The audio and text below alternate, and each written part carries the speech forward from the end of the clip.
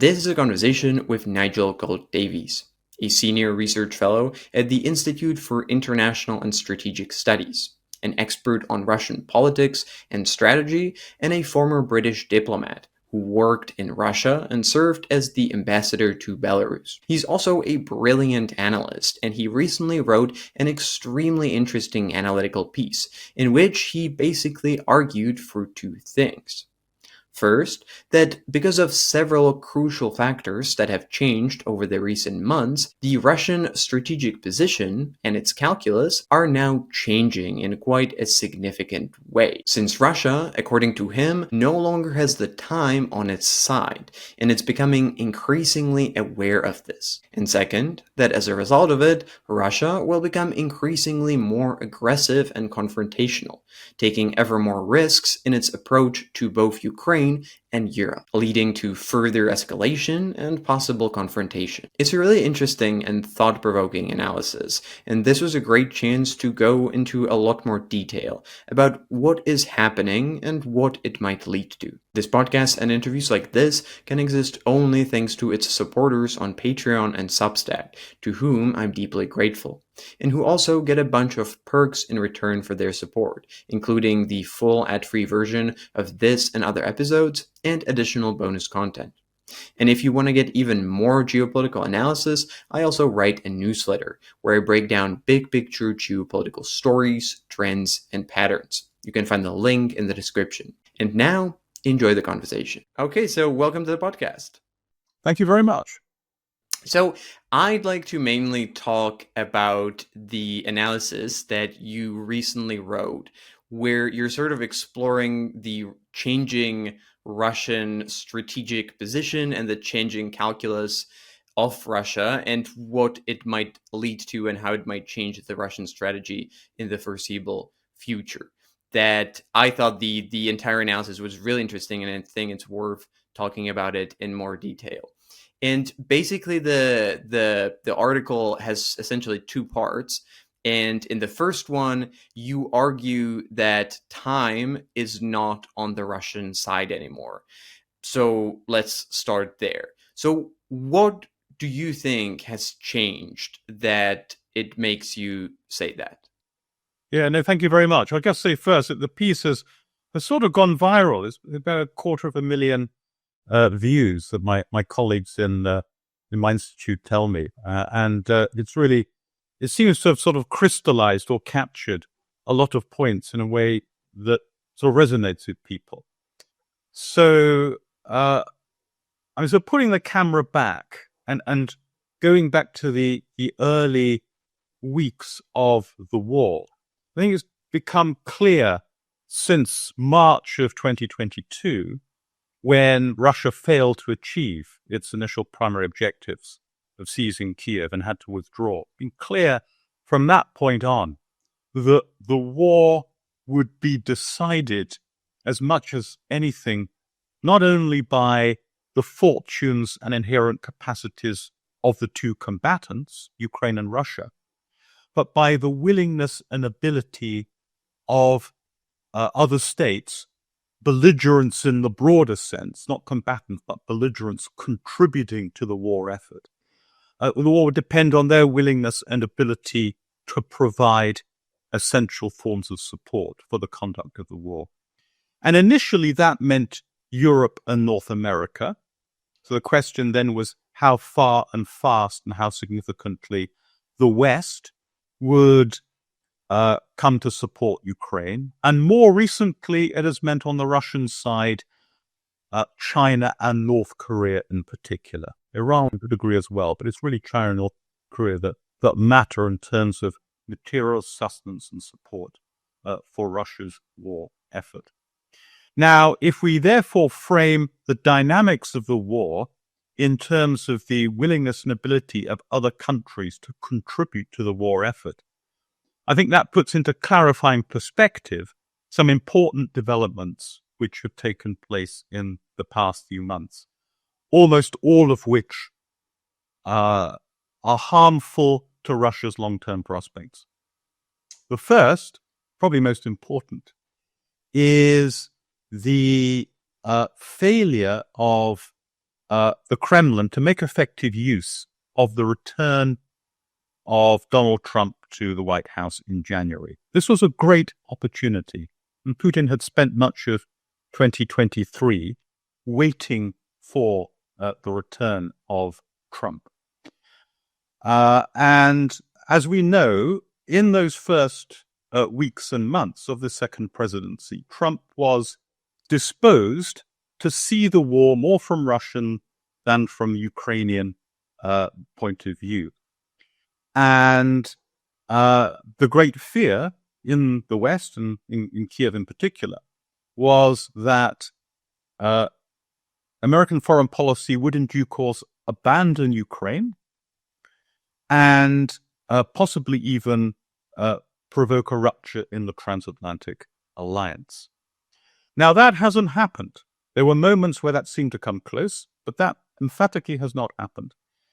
And Trump, it appears, at least for now, we never know how things may change again, but for now, we're in a moment where Trump's theory of peace has changed from being one that required pressure to be put on Ukraine to compromise to a theory of peace through constraining and pressuring Russia. Now, Trump is doing things which really no one contemplated he might do. In particular, we can talk about this later in more detail if you're interested, imposing his first sanction against Russia in his second term. There's the sanctioning of Russia's two largest oil companies. So Putin has failed. It's a diplomacy that's not merely inflexible, but remarkably inept. He has failed to use the clear and obvious opportunity. Hasn't even really tried to give Trump an excuse to continue engaging constructively with Russia. Trump is palpably now frustrated and unhappy. That's the first thing. The second thing, barely less important, is that at the June summit in The Hague, NATO member states committed to a radical and rapid increase in their defense spending, 5% of GDP in 10 years. Now, just take Europe alone. Europe's collective GDP is vastly greater than Russia's. In fact, the margin of superiority in the capacity to make stuff that Europe enjoys over Russia is greater than the margin of superiority that the whole of the transatlantic alliance enjoyed over the whole of the Warsaw Pact during the Cold War. It's a fundamentally important point. You know that that Europe is much richer, both quantitatively and qualitatively, than Russia, but we underestimate the extent of that superiority. It follows from that, then even a small increase in GDP devoted to defense would result in a vast superiority in material defense capability. Even if European member states of NATO got to 3% or 3.5%, that is something that Russia could not possibly match. Now, if you're looking at this from the Kremlin's point of view, if you take these commitments made at the NATO summit seriously, then what you see is a slow, onrushing tsunami of defense capability for Europe's own defense, but also for provision to Ukraine as well. Now, of course, there's more to be said about these comparisons, and defensive strength, military capability are more than a matter of adding up numbers. In particular, we all worry about the fact that Europe has no non-strategic nuclear weapons, and Russia has several thousands. So there are certain sort of important capability gaps. There are capability gaps on the conventional side as well. But if we take as a good first approximation underlying military capability, raw GDP, plowshares that you can turn into swords, then the scale of Europe's inherent latent superiority is unchallengeable. The same is true of population, incidentally. And you might recall that famous book by Paul Kennedy, the celebrated classic, The Rise and Fall of the Great Powers. if you had to distill that panoramic analysis of 500 years of European great power relations into one sentence, that sentence would read something like, in great power wars of vital interests, the bigger economy always wins. So that's the sort of the second worrying thing as far as Russia is concerned. The third thing, look within Russia at the growing strains that this combination of major war and severe sanctions are imposing on the Russian economy. Now, there's much to say about this, and people are constantly scrutinizing Russia's political economy for signs either of weakness or resilience. And very briefly, I would say we are entering a period now where the future will clearly be worse than the present or the past, as far as Russia's economy goes. And there are growing strains and tensions and distortions, and these are producing quiet signs of anxiety among parts of Russia's elites. So take those three factors in the round: what's happened to American diplomacy, what has happened to European commitments, and what is happening to Russia's economy.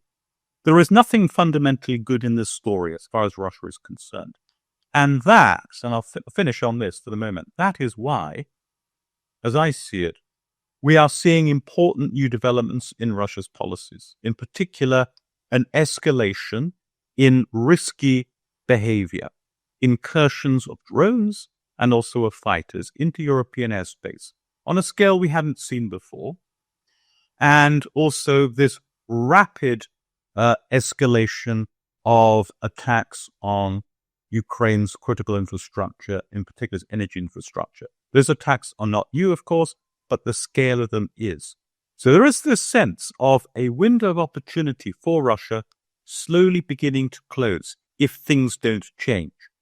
So Russia, therefore, needs to accelerate the ways it's implementing its theory of victory, which is to grind down Ukraine materially and militarily, and to outlast and divide and intimidate the West politically.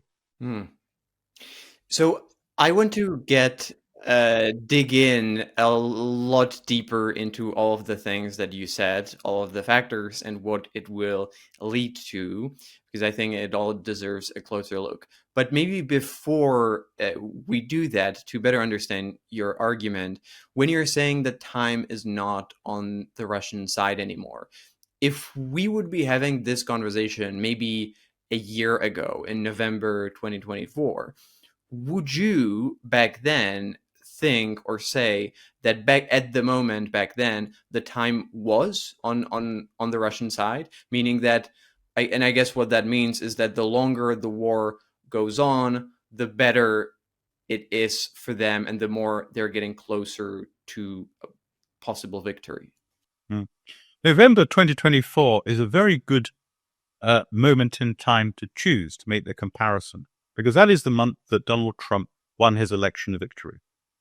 So all the expectations then, and fears, if you're in Kiev or any European capital, was that Trump would return in January and quickly begin to reorient American foreign policy away from the positions of the Biden administration of transatlantic solidarity and clear, if in practice, limited support for Ukraine.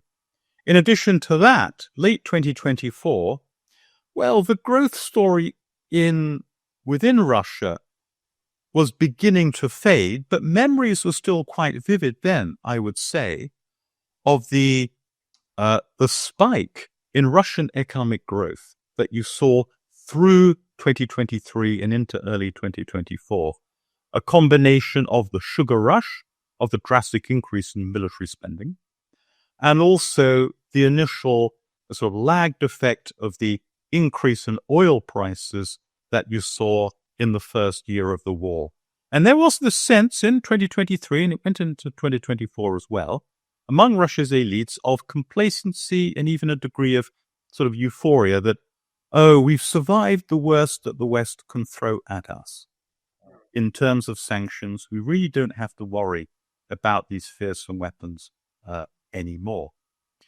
So, and of course, finally, again, if one is conducting this thought experiment, and going back to last November, Europe was a long, long way from any commitment to a sustained and rapid increase in its own defense spending. So I think if we were to have had this conversation back then, late last year, no, we would have taken the view that it's more likely than not that many of the most important trends were heading in Russia's direction rather than against it. And that is a measure of how much has changed in the course of a year. And I'll just add this one fact, and it's a remarkable expression of the extent to which America's policy has changed under President Trump, and not in the way that Russia hoped. That the Trump administration is now doing things that the Biden administration did not, and indeed argued against. So it's not only that the White House has imposed sanctions on Rosneft and Lukoil, accounts for about half of Russia's oil production. It is also, it's reliably reported, is providing intelligence to assist Ukraine's drone attacks on Russia's energy infrastructure. And you recall the Biden administration actually pressured Ukraine not to conduct such attacks for fear of the implications for the oil price. And here, by contrast, you have the Trump administration actually assisting and abetting this. That's remarkable. So for all that we wonder and worry about Trump, he's doing things unwelcome to Russia that the previous administration did not really contemplate. Just a quick break here. If you care about geopolitics, and I assume you do since you're listening to this, you might want to consider signing up to get my newsletter, Station Zero. Once every week or two, you'll get a free geopolitical analysis, a story, trend, or pattern of something that's really important, but that most people tend to miss. Like the one where I describe a chaotic oil war that's been going on between the US, Russia, and Saudi Arabia, that you basically never hear about, but that's quietly shaping geopolitics. If you want to sign up, just click the link in the description. And now, back to the conversation. Well, let's talk about the factor Trump here, because you've kind of hinted at something that I wanted to ask, and I think I would play the devil's advocate here and on the following points as well, because I find that's the best way to test the arguments and get to the crux of it. And when it comes to the changing policy the changing U.S. foreign policy under Trump, I agree that so far Trump did not fulfill Russia's greatest hopes or Europe's deepest fears, but it also seems to me he didn't fulfill Europe's greatest hopes either, because some people thought that Trump would come in and he would, shower Ukraine with weapons, really sanction the Russian economy, force Russia to take some kind of a deal. And that hasn't happened either. And my perception was that now we're kind of with Trump where we were before with Biden, with the difference that Trump is not giving weapons to Ukraine, but he's selling them instead. And so to me, it seemed like from the Russian perspective, whether you had Biden a year ago or whether you have Trump now doesn't make that much of a difference. But I guess you would argue that Trump is actually going beyond where Biden went when it comes to helping Ukraine. In practice, yes. And I think the point is underappreciated. And it's not only that Trump is doing things that the Biden administration did not to harm Russia. It's also, of course, how far this administration has come. You think back to those first couple of months, February, March, how alarming things looked for Europe and in particular for Ukraine. So you had, I think it was Secretary Hegseth's speech in Brussels in the first few weeks, and he said Europe is essentially on its own with respect to kind of conventional defense. You then had Vice President Vance's speech at Munich. And then you had the disastrous Oval Office meeting between President Zelensky and President Trump that brought that entire bilateral relationship to the brink of collapse. Things looked very, very bleak. And there was glee and euphoria coming out of Russia as a consequence of that. And we're now in a very, very different world. That relationship with Ukraine and with Zelensky personally has been patched up. Trump attended the Hague NATO summit. There were warm words from him for NATO as a whole, for Europe, and for Ukraine. And finally, Trump's words about sanctions have become deeds. This is a step that a lot of people thought would never happen.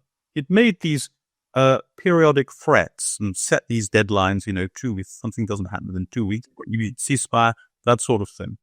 Then he'd impose sanctions, and those deadlines passed, and nothing happened. And now he's done this. And things, even since then, that the US Treasury has done suggest how genuine and serious that is. So, for example, Lukoil plans to sell its overseas assets to Gunva, the oil trading company associated with Gennady Timchenko, very close old Putin associate. And now the Treasury announced it's going to block that. This is pretty remarkable stuff. So, and again, it reminds us of the sheer ineptitude, a kind of a dropped catch, as it were, on the part of Putin. I wonder whether this does not also, in fact, cast some light on changes to Putin as well. People have charted the evolution of Putin's methods and practices in domestic policy. I think there's an important point here to be made about his foreign policy. And in particular, the personal way that he conducts these. He was thought of himself as someone who was good at assessing and measuring the nature of his interlocutor, including previous US presidents, and presenting himself in the way most advantageous to himself. Most famously or infamously, we all recall it, the statement by George W. Bush after their first meeting in Slovenia that he'd, looked into those eyes and saw Putin's soul and so on. So there's a sense of someone, and again, Putin, when talking about his previous KGB career, used to describe himself at the time to friends and say, what do you do? He said, I work with people. That was the way he formulated. And now, Trump should be a very easy person for him to work with, given Trump's apparent predispositions when he returned to the White House. But no, that's failed.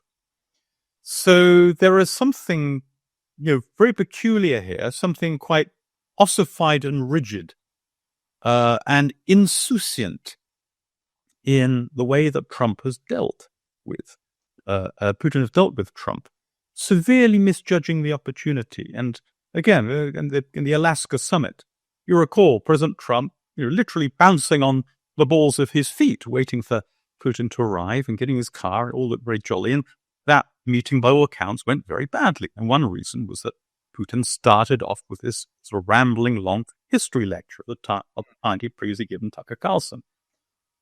Fakely and obviously misjudged his audience. So there's something losing his touch in some sense, I think. And that's underappreciated. The further point I make about what Trump is doing now, these are not token actions that he's taking against Russia. It's sometimes said that President Trump has this kind of gift for sort of sniffing out the weakness of a political opponent. And I think that is serving him well in this case. The weakness of Russia is its need for a constant flow of petrodollars. That is actually more important to sustaining the Russian economy than flows of materiel, which is actually in practice quite hard for Western sanctions to block, because in particular China, should perhaps talk a bit more about China in a moment.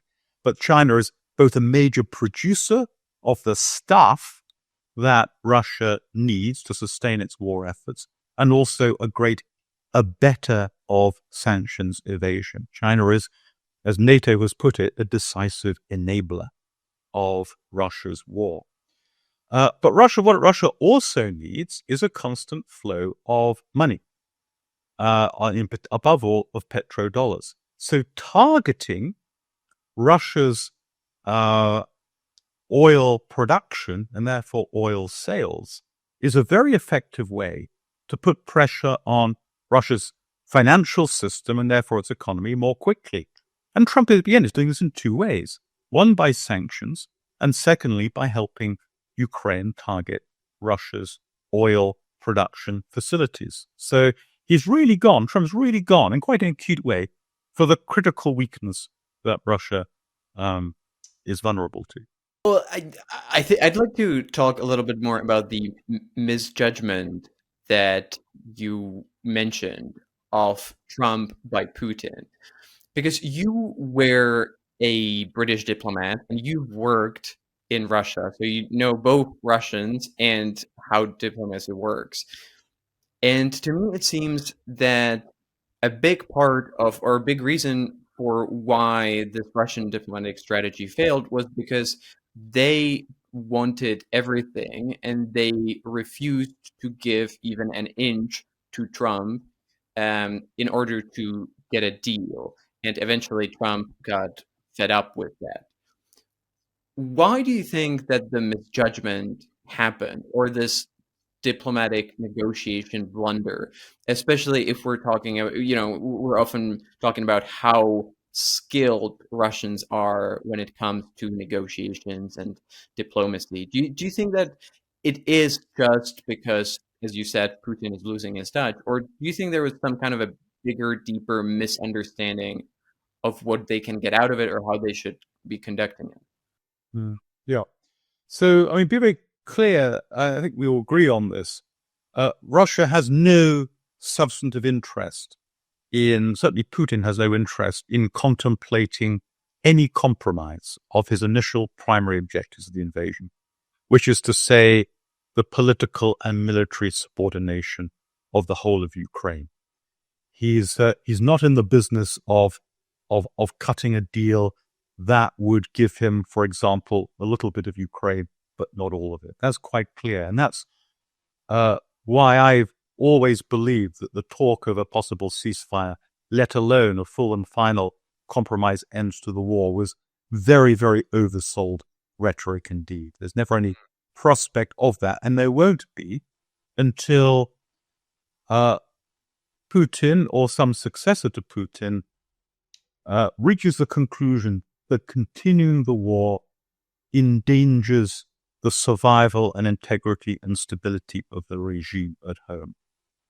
And in particular, Putin's own historical and psychological obsession with Ukraine, I think we have to think of it in terms of obsessions, means that nothing is more important to him than maintaining his own hold on power. We are some way at this point from the conduct of the war calling that into question. That could change, but we're not there yet.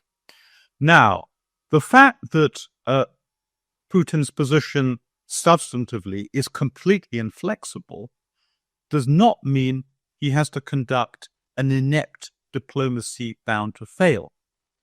There is a long Soviet tradition of spinning out negotiations in bad faith in ways that don't break a relationship, don't lead to the end of negotiations, but keep alive illusions and delusions in Western minds that as long as we keep talking, there might be some kind of compromise outcome. And I will just say, without mentioning any names, but there are some quite prominent commentators in the West who have repeatedly fallen into this trap.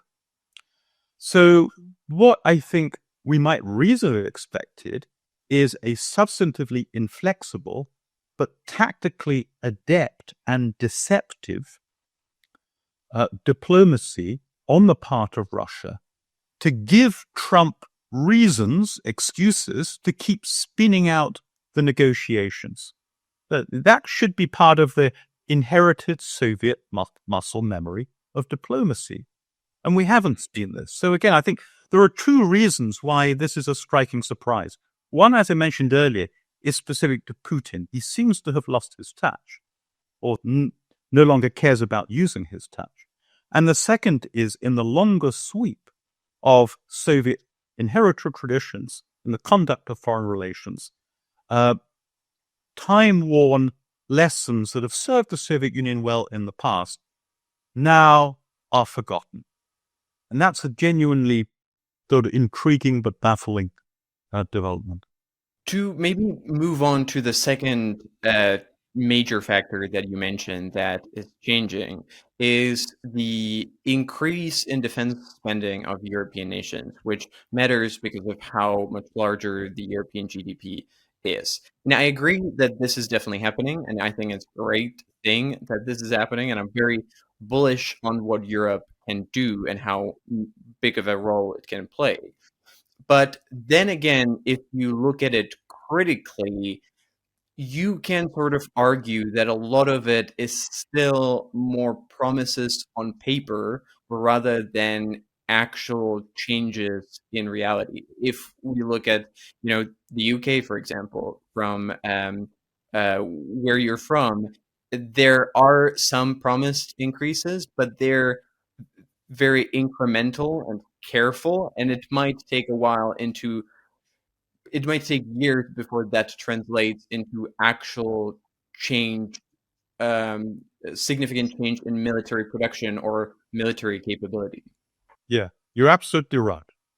And there are two issues above all here, I think. The first is, I touched on this earlier, how far increases in defense spending as numbers translate into effective capabilities. And there are still these sort of niche strengths that Russia continues to have, and will probably for some time, advantages over Europe. The second, to go to the heart of your observation a moment ago, is that there's a collision between economic potential and financial realities. Now, again, it's not in dispute that Europe as a whole has this vast sort of reservoir of GDP, vastly exceeding Russia's. But of course, the mechanism by which these economies turn latent potential into useful, deployable military capability is through the conduit of defense spending. That's a financial matter.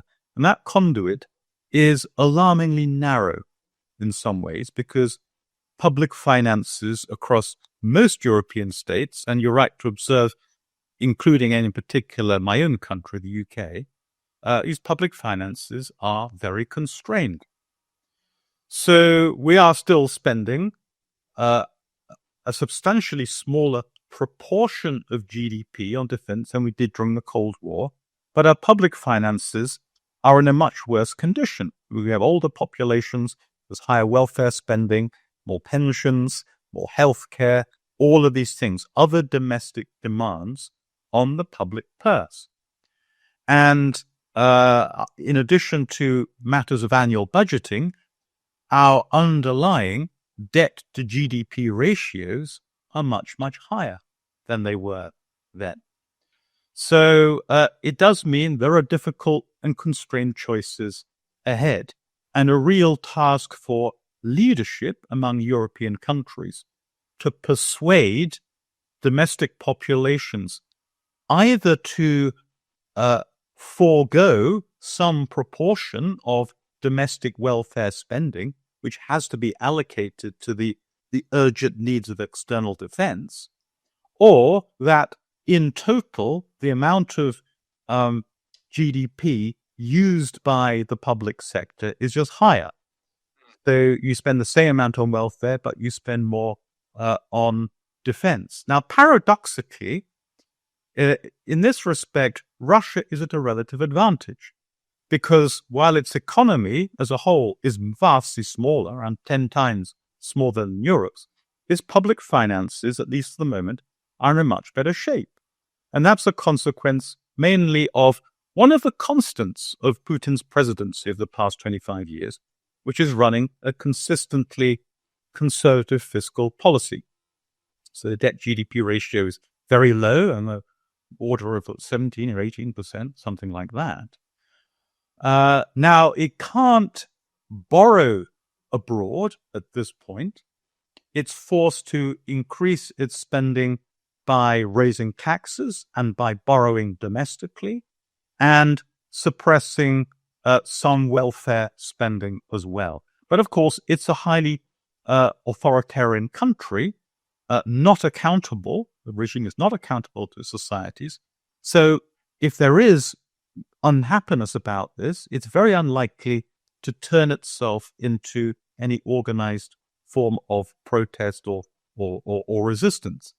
So if you're looking at the total political economies, again, to summarize, the latent strength of Europe is great and clear, but the politics and the finances, for the moment at least, favor Russia. Although even there, I'd say there are growing strains and difficulties as Russian defense spending really is escalating now. And we're looking, in Russian terms at least, at a substantial and growing GDP deficit. Well, I'm really glad that you're saying that and that you're pointing that out, that actually Russian finances before the war were in much better shape than in most of Europe, which gives it a big advantage. But doesn't what you just said kind of argue against or kind of go against your own argument about Russian deteriorating domestic conditions? Because I agree that they're getting worse, but if Putin doesn't really care about that, which seems to be the case, and it's not very likely that it will that it will change dramatically people's attitudes. It won't make them go out and protest. It's not even really changing things like Putin's approval rating. So I guess you could argue that even though the Russian domestic conditions are getting worse, if it's not really translating into any changes in public attitudes or changes at the elite level, to what extent does that actually matter? And I guess what I'm saying is I'm not sure how much I actually believe this argument, but I think it's good to counter and to play the devil's advocate to test what we're talking about. Thank you for listening to the free part of this interview. The conversation is not over yet, but the next part is only for the paid members on my Patreon or Substack.